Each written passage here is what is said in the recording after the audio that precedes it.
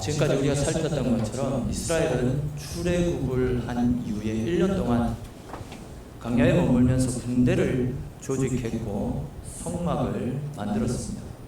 그리고 또 성막을 봉사하고 섬길 수 있는 일꾼들을 세우는 작업을 1년 동안 계속했습니다. 그런 다음 이제 출애굽하고 1년이 거의 지났을 무렵 유월절을 지켰고, 그렇게 이제 유월절을 지킨 다음 하나님은 구름 기둥과 불 기둥으로 이스라엘이 행군할 때와 머물러 있을 때를 가르쳐 주겠다라고 말씀하시며 내가 너희와 함께 하실 것을 가르쳐 주셨습니다. 또 이제 나팔을 만들어서 나팔 소리에 따라 행군을 하든지 멈춰서든지 거기에 맞는 신호들을 가르쳐 주셨습니다. 이렇게 해서 이제 이스라엘 백성들은 가나안 행군을 할 때에 하나님으로부터 도움을 받을 수 있는 신적인 준비들을 모두 다 마쳤습니다. 그런 다음에 이제 우리가 지난 시간에 함께 살펴보았던 것처럼 모세는 자신의 처남이자 또 광야길을 손바닥 긁듯이 한눈에 다 꿰뚫고 있었던 자기 처남 호밥, 이 호밥에게 우리와 동행하면서 우리의 길잡이가 되어달라고 몇 번이나 찾아가서 요청을 한 끝에 호밥의 허락을 받아내었습니다. 그렇게 해서 이제 이스라엘은 가나안 행군을 향했던 모든 준비들을 다 마치고 드디어 이제 본격적으로 행군을 시작하게 되었습니다.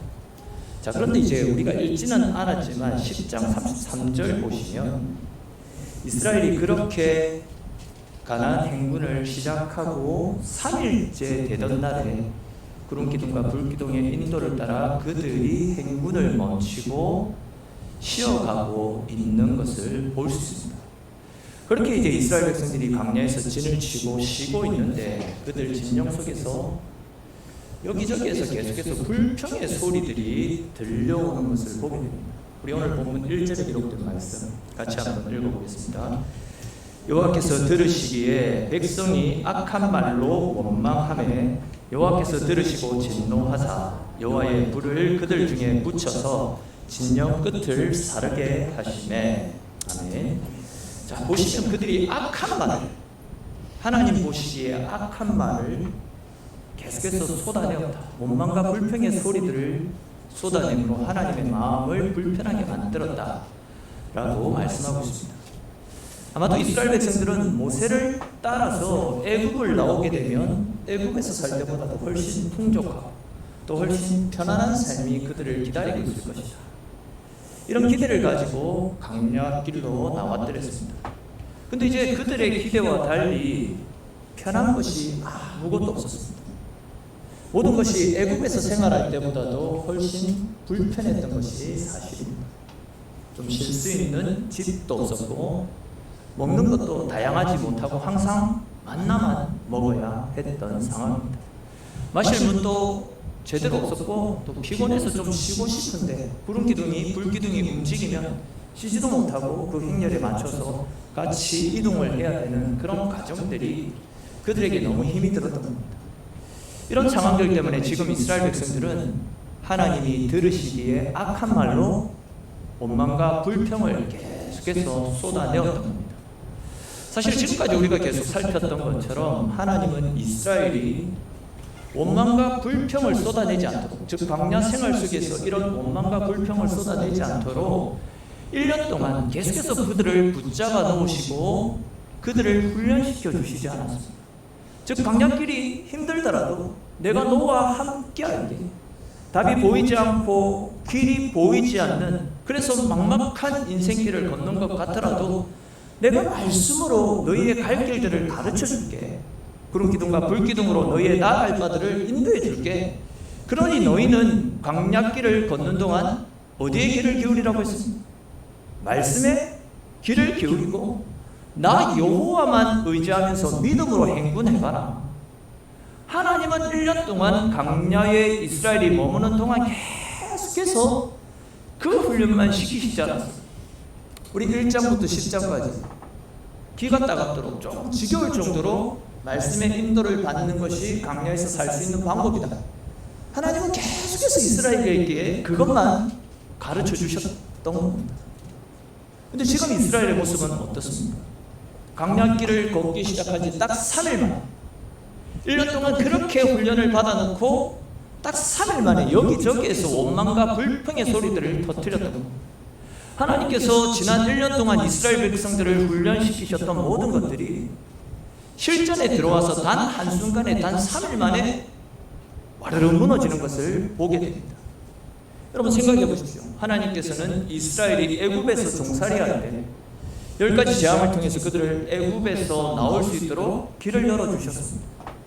또 홍해를 건널 때 그들 앞에는 홍해가 그들의 진로를 가로막고 있었고, 또 뒤에는 애국 군사들이 그들을 다시금 잡아가겠다고 마병을 끌고 그들을 추격하고 있던 상황이었습니다.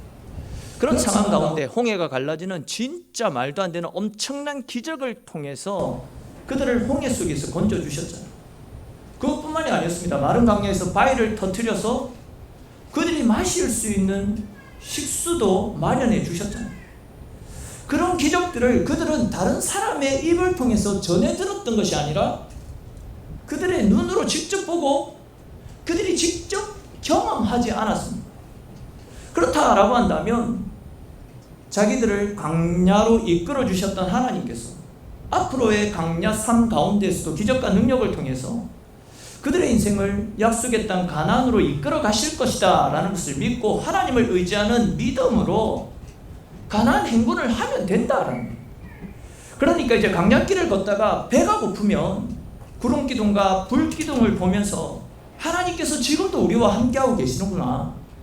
전과 마찬가지로, 그렇기 때문에 전과 마찬가지로 하나님의 능력으로 우리의 배고픔들을 해결해 주실 거야. 대적들이 쳐들어온다 할지라도 구름기둥과 불기둥이 그들 앞에 버티고 있는 것을 보면서 전에는 하나님께서 홍해를 가르시는 기적으로 애국으로부터 우리를 건져주셨듯이 이번에는 어떤 기적과 어떤 능력을 통해서 우리를 건져주실까, 이런 기대감을 품고 하나님을 바라보면서 생활을 하면 되는 겁니다. 물론 광야에서 생활하는 것이 힘들고 어렵습니다. 앞도 보이지 않고 희망이라고는 찾아볼 수 없는 곳이 광야길이라고 해도 틀린 말은 아니잖아요. 그러나 그렇다라고 하더라도 우리 믿음의 사람들은, 하나님의 은혜를 경험해 봤던 사람들은 광야를 헤쳐나가 봐야지, 광야를 뚫어봐야지 적과 꿀이 흐르는 약속의 땅 가나안에 들어갈 수 있는 것이고, 광야를 헤쳐나가 봐야지 만나를 내려주시고 메추라기를 보내어주시는 하나님의 은혜를 경험할 수 있는 겁니다. 또한 광야를 헤쳐나가 봐야지 불기둥과 구름기둥으로 우리보다 한 발 앞서서 우리의 대적들을 물리치시고 우리를 생명으로 이끌어 가시는 하나님의 은혜들을 누릴 수 있는데, 그들은 광야길이 힘들다고, 광야길이 너무 덥고 지친다라고 해가지고 그 광야길을 외면했던 겁니다.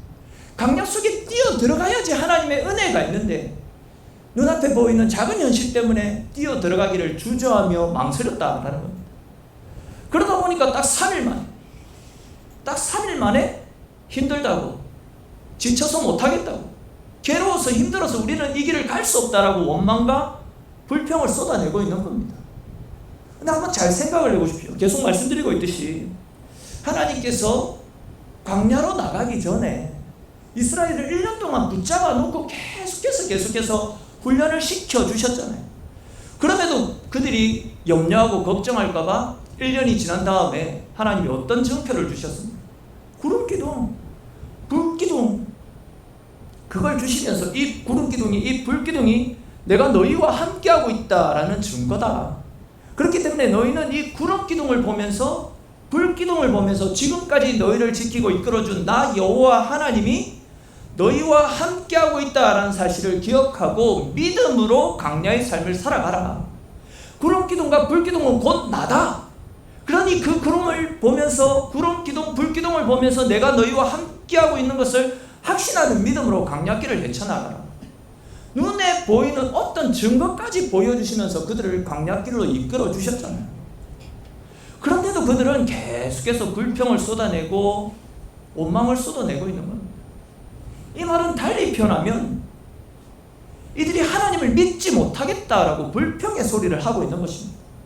즉 하나님은 나를 지켜줄 수 없는 힘이 약한 분이고 나를 이끌어 줄 수 없는 분이다 라는 거죠.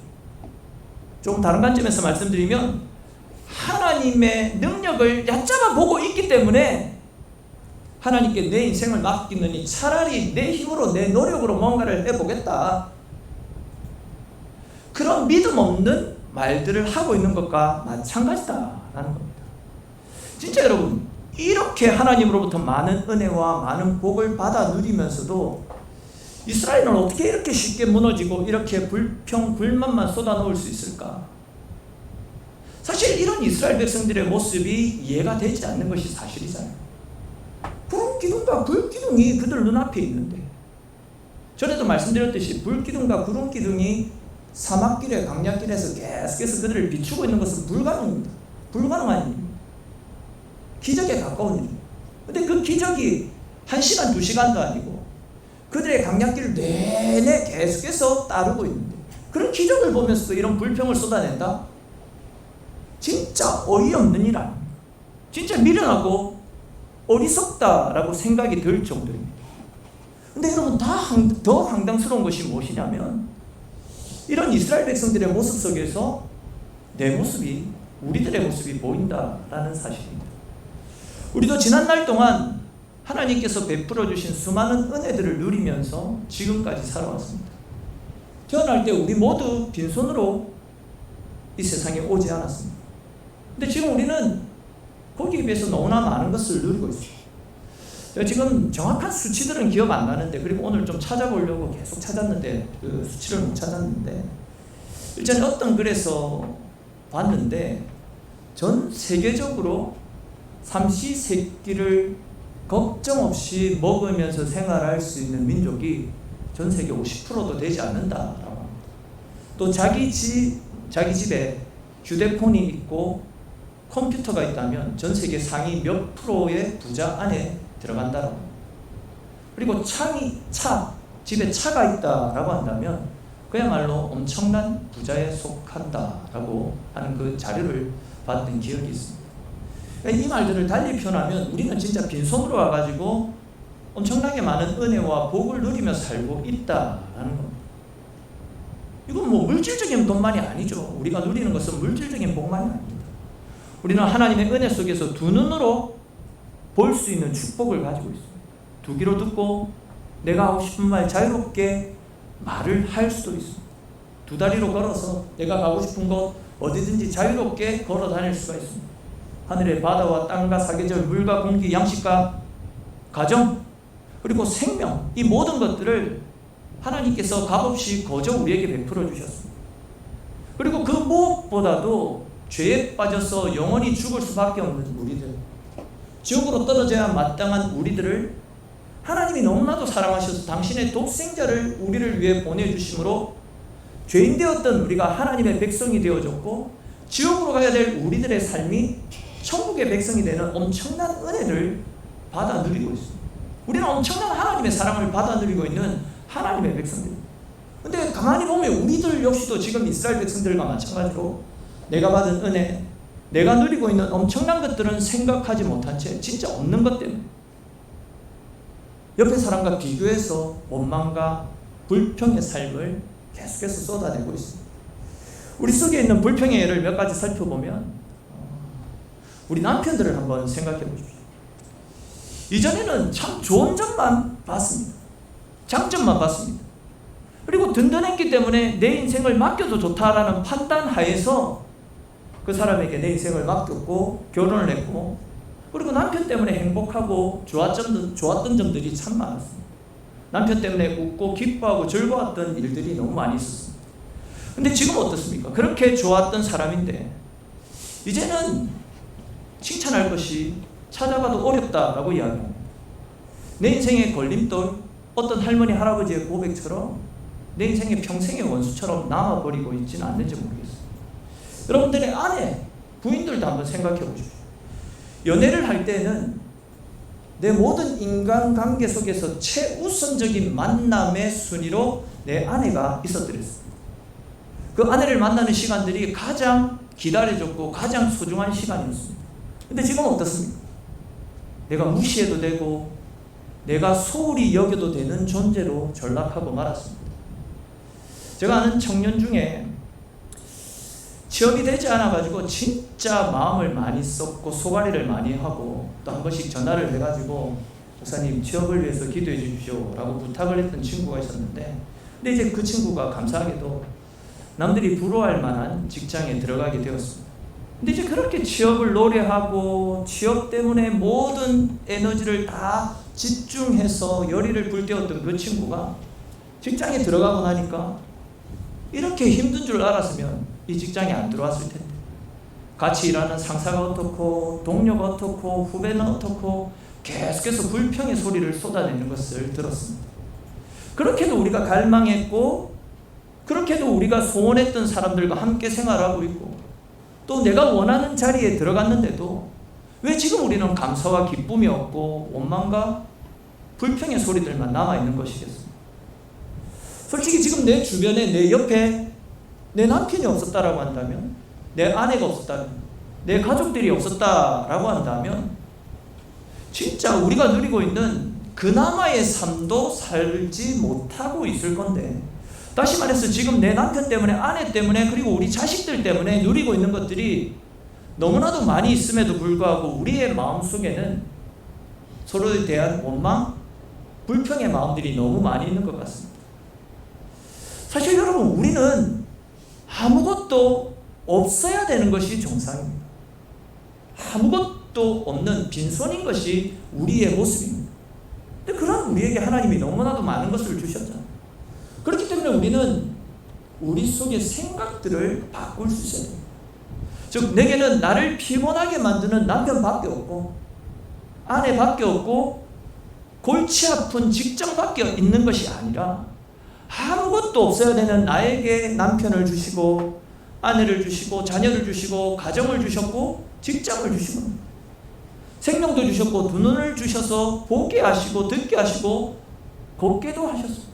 그러니까 지금 우리들은요, 하나님으로부터 수많은 은혜들을 받아 누리고 있는 겁니다. 뿐만 아니라 그렇게 많은 은혜를 주신 하나님께서 앞으로도 우리와 함께 하시면서 구름기둥과 불기둥으로 이스라엘을 이끌어 주셨듯이 우리의 인생 역시도 천국 여정 속에서 계속 함께 하시며 우리를 생명 가운데 이끌어 가시겠다라고 하나님 약속해 주셨음에도 불구하고, 즉 하나님이 내 옆에서 우리의 도움이 되어주고 계심에도 불구하고 우리는 여전히 없는 것들 때문에 원망하고 불평하는 마음들로 가득 차 있지는 않습니다. 그러나 여러분, 잘 아시는 것처럼 신앙생활은 모험이 필요합니다.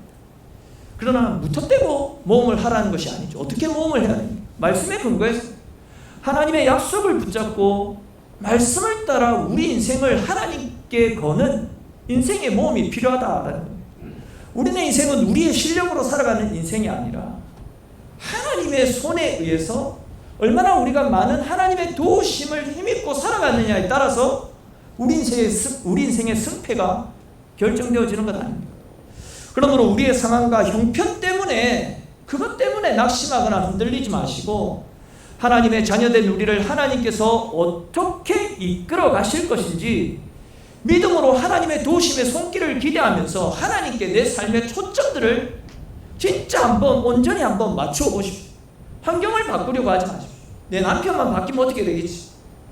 직장만 바뀌면 어떻게 되겠지? 환경을 바꾸려고 하지 마시고 환경을 바라보았던 나의 시선을 이제 하나님께 한번 고정시켜 보십시오. 그분께 우리의 인생을 걸고 믿음으로 한번 살아가십시오. 그렇게 할 때 우리와 함께 하시는 하나님, 우리를 도우시는 하나님, 우리를 지켜주시는 그 하나님으로 말미암아 승리하고 복된 은혜를 받아 누릴 수 있는, 정말 하나님이 복 주시는 존귀한 삶을 살 수 있게 될 것입니다. 저와 여러분들 모두가 오늘 모세를 통해서 우리에게 들려주시는 이 말씀들을 기억하시며 언제나 우리와 함께 하시며 우리를 도와주시겠다라고 말씀하시는 하나님께 우리의 인생을 온전히 내어 맡기심으로 날마다 매 순간순간마다 우리와 함께 하시며 우리의 도우심이 되시는 하나님의 은혜의 손길을 경험하며 그 은혜에 이끌려 살아가는 저와 여러분들의 삶이 될 수 있기를 주님의 이름으로 축원합니다. 자, 이제 또 이어지는 2절 3절 말씀 한번 보시면, 그렇게 이제 하나님의 은혜를 경험해 놓고도 불평을 쏟아내고 있는 이스라엘을 책망하시기 위해서 하나님께서 그들 진영 가운데 불을 내리시는 것을 볼 수 있습니다. 이 불은 너희들 계속 원망하고 불평하면 진짜 혼난다. 너희들 끝장날 수 있다. 이러한 하나님의 경고의 메시지라고 보시면 되겠습니다. 자, 아무튼 이스라엘은 그들 진영 가운데 그렇게 불이 내려오는 것을 보고 정신을 번쩍 차립니다. 그리고는 모세에게 급하게 달려가가지고 우리의 불신앙을 용서해 주도록 당신이 하나님께 기도해 주십시오 라고 모세에게 부탁합니다. 그리하여 이제 모세가 하나님께 기도를 드렸더니 하나님께서 그들을 불쌍히 여기시고 그 불을 꺼뜨려 주셨습니다. 그리고는 이제 3절에 기록된 말씀처럼 그곳의 이름을 다베라라 그렇게 불렀다라고 말씀하고 있죠. 그렇게 다베라라고 그곳의 이름을 불렀던 이유는 여호와의 불이 그들 가운데 붙었기 때문이다 라고 말씀하고 있습니다. 이 말씀을 달리 표현하면 적어도 이제 이곳에서의 일을 잊어서는 안 된다라는 그 이야기죠. 즉 원망과 불평은 다베라와 같이 하나님의 큰 진노를 불러올 수 있으니 다시는 원망하지 말고 다시는 불평하지 말고 불기둥과 구름기둥을 보면서 나 여호와를 의지하는 믿음으로 살아갈 것을 당부하시는 말씀입니다. 자, 그런데 이제 또 이어지는 4절 이후의 말씀을 보시면 안타깝게도 그들이 또다시 하나님께 원망과 불평을 쏟아내는 것을 보게 됩니다.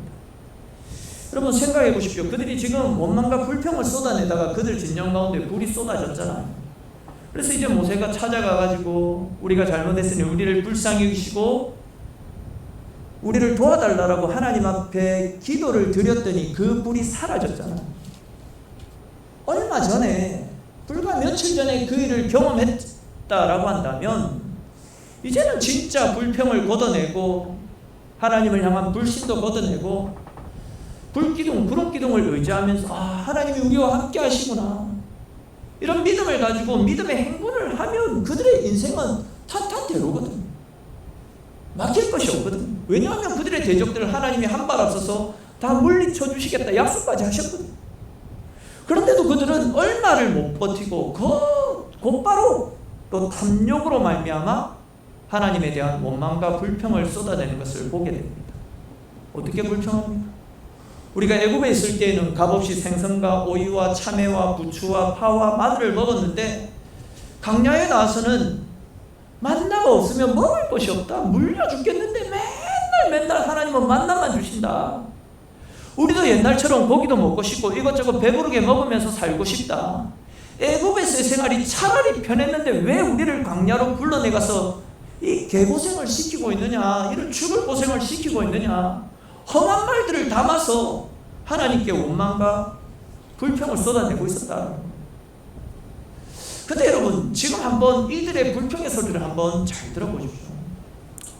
그들이 다시금 돌아가고 싶다라고 말했던 이 애굽 땅, 애굽 사람들이 어떤 사람들입니까? 출애굽기 말씀해 보시면 이스라엘 백성들이 본성에서 애굽 사람들을 치게 될까봐 그것이 두려워서 이스라엘 자녀들 중에서 태어나는 모든 남자들을 어떻게 합니까? 다 죽였던 사람들이 이 애굽 사람들입니다. 또한 그들을 강제 노역에 동원시켜가지고 죽도록 핍박하고 죽도록 고생시켰던 사람이 애굽 사람들이잖아요. 또 애굽에서 생활할 때 이스라엘은 노예였습니다. 노예. 종이었고 자유가 없었습니다. 그러다 보니까 온몸이 부서지도록 일을 하면서도 열심히 일을 하는데도 일을 못한다고 채찍을 맞고 그 채찍에 맞아서 죽어나가는 사람들이 한둘이 아니었습니다. 그런 그들이 진짜 그들의 말들처럼 먹을 것이라도 제대로 먹었겠습니다. 어떤 문헌을 보니까 그들이 먹었던 것은 애굽 사람들이 버렸던 음식 쓰레기, 음식 찌끄레기, 그런 것들을 먹으면서 생활했던 사람들도 있었다. 그런 표현들을 쓰고 있더라고요. 그러니까 그들이 던져주는 부스러기, 그런 것들을 먹으면서 만족해야만 했고 그나마도 얻어먹으려면 죽을 고생을 해야지만 겨우겨우 살 수 있었던 때가 이 애굽의 생활이었습니다. 그런데도 지금 그들은요, 강야에서 만나는 작은 고통과 아픔 때문에 그렇게 죽을 고생을 했던 곳으로, 사람 취급도 받지 못했던 그곳으로 돌아가겠다라고 말하고 있으니까 하나님 보시기에 얼마나 기가 차겠습니까? 책이 없는 겁니다. 근데 그런 불평과 원망들이 사절에서 말씀하고 있는 것처럼 그들의 진영 속에 있었던 소수의 외인들, 이방 사람들에게서부터 시작되어 10절에 기록된 말씀처럼 이스라엘의 모든 종족 가운데로 그 불평들이 퍼져나가게 되는 것을 보게 됩니다. 앞에서 계속 살펴보았던 것처럼 분명 그들은 하나님으로부터 수많은 은혜, 수많은 복을 받아 누리고 있으면서도 이방 사람들이 쏟아내는 불평의 소리를 듣고 하나님의 백성이면서도 그 소리에 동화되어서 6절에 기록된 말씀처럼 이 만나 외에는 아무것도 없다, 이 만나 외에는 보이는 것이 아무것도 없도다 라고 불평과 불만을 계속 쏟아내었다. 사실 여러분, 앞에서도 비슷한 말씀을 드렸듯이 광야는 아무것도 없는 것이 정상입니다. 그렇잖아요. 광야는 아무것도 없는 것이 광야입니다. 광야에서 물이 끊어지지 않고 먹을 것이 끊어지지 않는 것은 진짜 기적입니다. 이거는 굉장히 비상식적인 이야기입니다. 근데도 지금은 그들이 광야 생활을 하는 동안 매일마다 하나님께서 만나를 그들 가운데 보내주셔가지고 아무것도 없는 곳에서 그들이 굶주리지 않고 만나를 먹으면서 생활했잖아요. 그들이 한두 사람이 아니잖아요. 200만 명이나 되는 사람들이 그것도 1년 동안 광야에서 굶주리지 않고 만나를 먹으면서 계속 생활하는 기적들을 누렸습니다. 만나밖에 없는 것이 아니고 만나라고 하는 엄청난 은혜들을 그들이 받아 누리고 있었다라는 겁니다. 그것뿐만이 아니죠.